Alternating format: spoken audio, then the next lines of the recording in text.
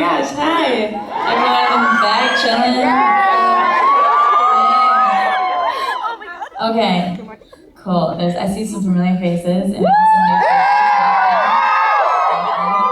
faces. So the thing is, I have a lot of emotions today. No, this is like the first time I've like stopped to think. So this is cool. We're sharing a moment.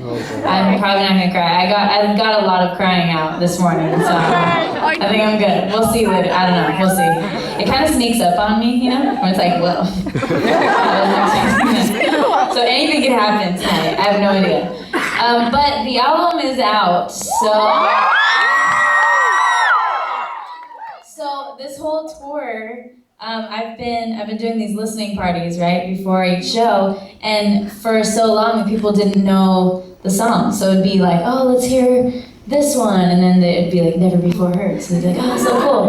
So as we've gotten closer to album release, it's like, I feel like you guys, I mean, the album's out now, so it's like, to listen to the songs would be just like, oh yeah, like, like do you guys all have the album, by the way? So weird that you can buy it. That's so weird. Anyways, okay. Keep my cool. I'm trying to get through this. I'm really trying. So what I was thinking was we maybe talk about more in depth the songs. If there's a song that you guys are like, what is the story about this one? Or like, what is this about? Or like fun facts about this song. I don't know, if there's any songs you guys are curious about, you can just like shout them at me. What? Come again? Anyway? Okay, anyway, yeah. Okay, so with Anyway, I wanted, this is the last song on the album, the regular track listing at least. And I wanted that song to feel like it was coming full circle. Like I wanted the album to have kind of like bookends in a way. So it starts with Unbreakable Smile and kind of gives that message. And then at the end, I wanted to just feel kind of like oh, it's kind of connected in a way. So Anyway and Unbreakable Smile, to me at least, kind of come from the same place. And so that's why I put it there at the end. And also we were inspired by 90s hip hop for that one. And just straight up, kind of like Fuji style, just like drums and bass and vocal, and like that's all. So, yeah, should we hear a snippet of Anyway? Just to like lock it in. Maybe it is good. Yeah, it is good. Do you have, oh cool. Yeah. Because like think of where you were 2 years ago and how much things change even in like a year, you know? So it's crazy to throw 2 years of your life into, I mean, even longer, because I'm writing about stuff that happened to me like when I was a kid even. And so to put like all of that into one thing and then be like, oh yeah, that happened this time, and try to like process all of it. But back to Falling Slow. So it's basically, it's feeling pressure from guy or family or the world or whatever to be like a perfect human, which nobody can be. So you're kind of telling that person like, hey, I'm gonna mess up. Like you gotta give me a break here. Like I'm into you, but I'm probably gonna mess up. So calm down.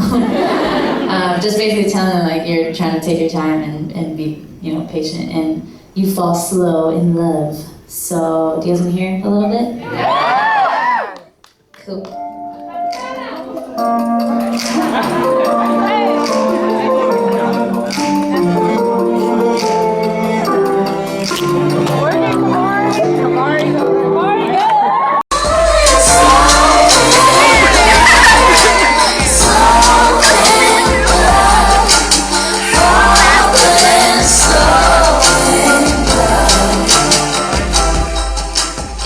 You remind me of a city dove. And I was like, I don't know. I've never heard of a city dove before, but thanks. What is that? And she was like, I don't know what it means, but let's make it up. And was like, you're so cute. Okay. And so we sat there and we started with the title, which I had never done before, just writing songs. I never started with just the title.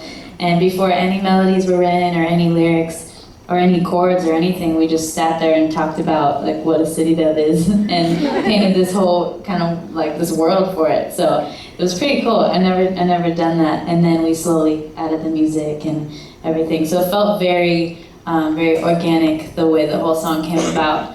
And this song is really fun live. I'll explain a little more about the song too at the show, but yeah. You guys want to hear a little bit of the song? Okay.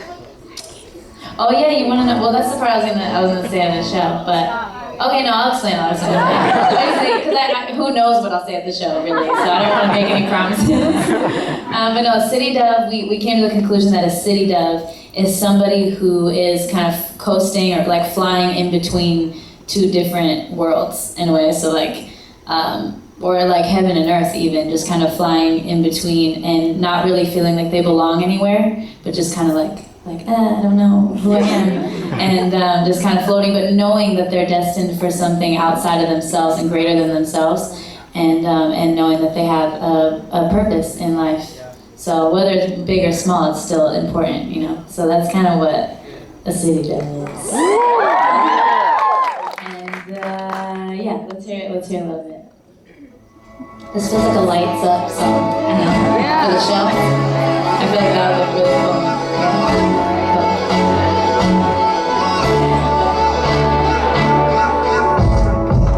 Don't know what it's all about, but every time I look around, all I see is how we're whole. So you guys should feel special, because it's out now, so you can hear it, you know, whenever you want.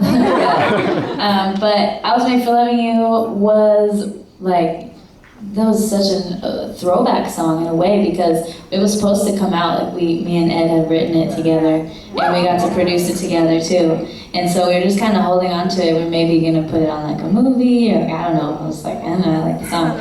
And then my album wasn't even close to being done, but it seemed like it just wasn't fitting in anywhere else. And then finally it was like meant to be, because it's like, wait, let's put it on my album. Why not? And so it worked out perfectly. But that's a song that I feel like it hung on, like just all throughout, you know, however long. It had to be like a year or 2 years now. But who was it about? It's not really about a specific person. Sorry it's like not what you want to hear. And no, but sometimes, I mean, we kind of just, I met him the day that we wrote it too, actually. And I remember he came straight from, he was doing Kimmel, I think, and Scooter, you guys know Scooter?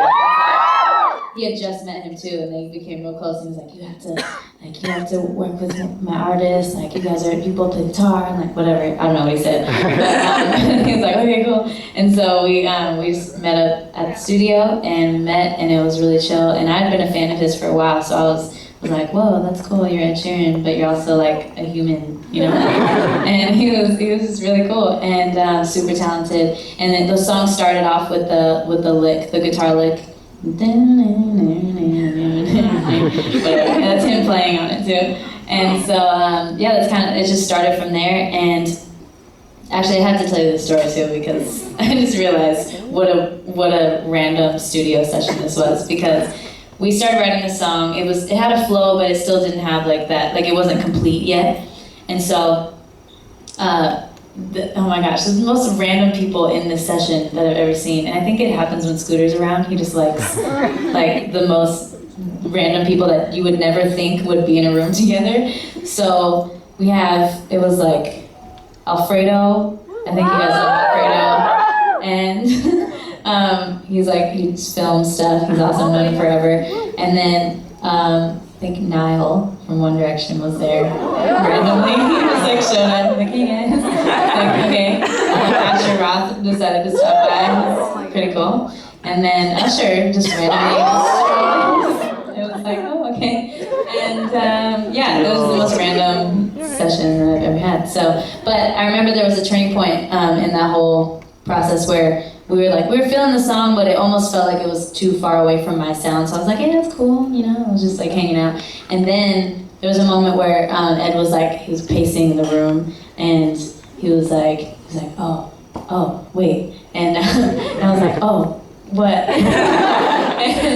and he was like, no, this shouldn't be the chorus. This should be the chorus. And then I was like, oh yeah. And then we kind of like just literally moved chunks of the song and like around, and then the whole song just got twisted and turned. It was like doing surgery or something on the song, and then it was like this magic moment where you're like, yo, it's working now, you know.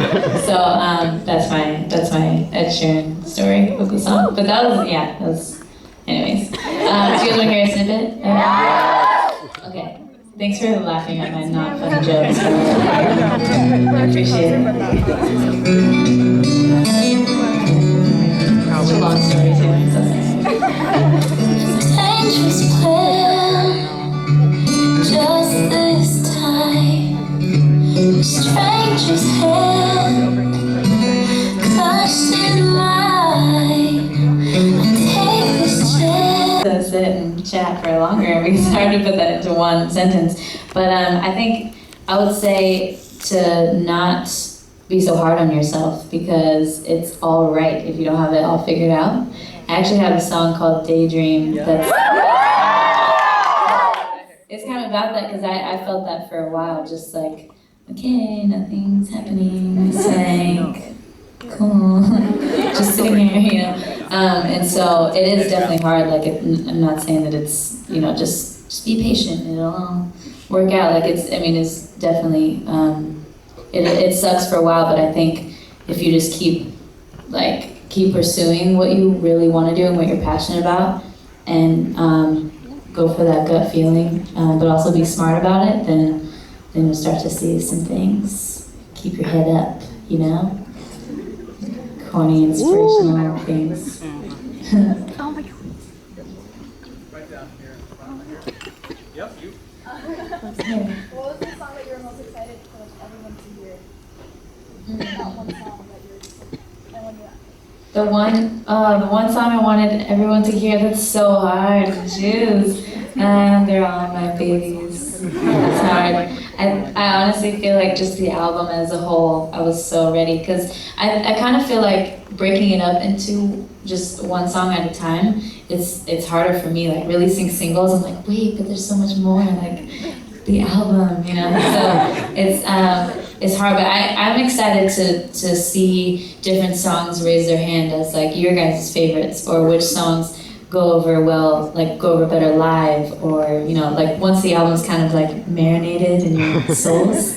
I want to know those things, you know, like which ones you connect with the most. Yeah.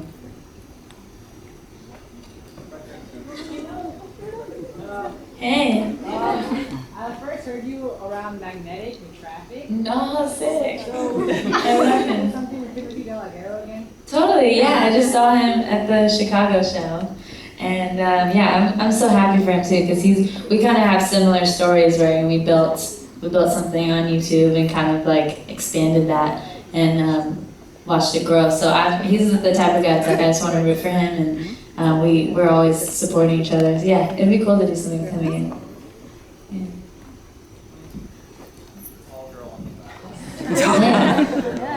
Where did the characters Brad and Troy come from? That's right. The question was, where did the characters Brad and Troy come from? And you must follow me on Snapchat. Because I feel like you'd only know that from Snapchat. Things get really weird on Snapchat. But I feel like I don't remember where they came from. Do you? Do you want to? Oh wait, I do remember. It was my birthday. Yeah. Oh, I said it. So my birthday. Thanks. Oh my gosh, I don't know how to get it. I can't.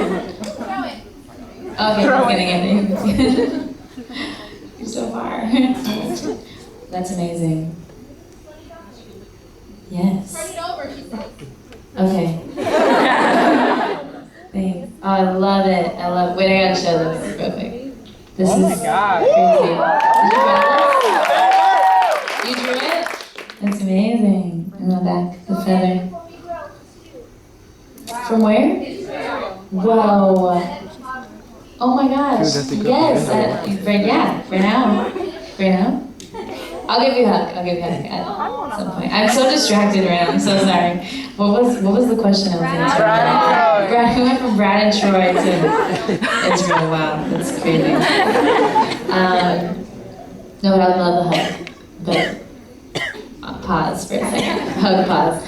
Okay, so Brad and Troy happened on my birthday, and we went out to eat things. We went out to eat somewhere, and we were just being so dumb. And I feel like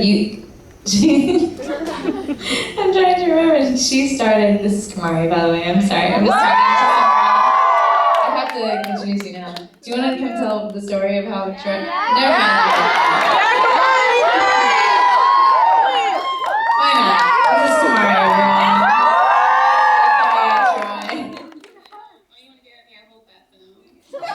So, no.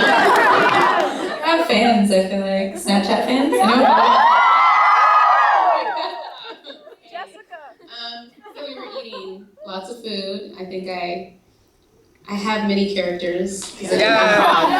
So like our dinner would be like, oh, let's be dumb. And I'm like, what's up? And she'd be like, oh, that character needs a name. So she came up with the name, I'm pretty sure, Troy. And then Brad kind of evolved at the same dinner.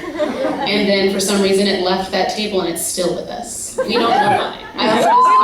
I copy her characters all the time though, because she needs someone to talk to, you know? She can't just be talking to herself.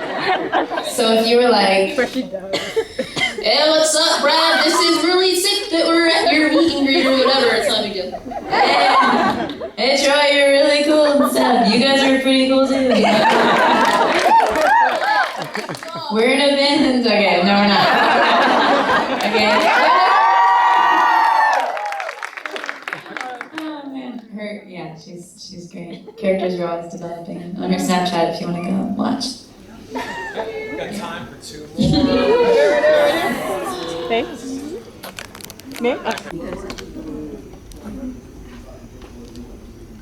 I heard John Legend. Where was I when John Legend tweeted about the Billboard performance? Yeah, and how did I react?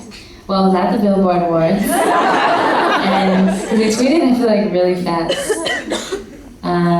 Yeah, he tweeted like before I could even look at Twitter, and I was still backstage.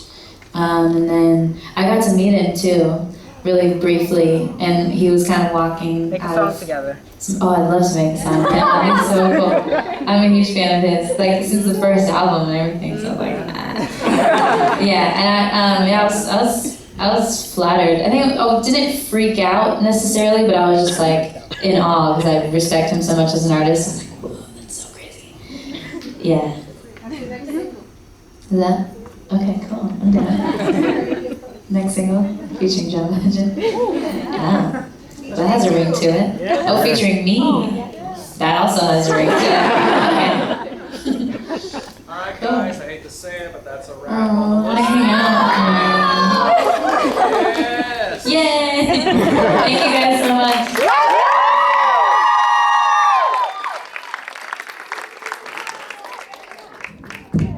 Cool. I'll see you guys in a bit. Yeah? Okay guys, so for my listening party people, you're gonna want to exit. You want them to come that way?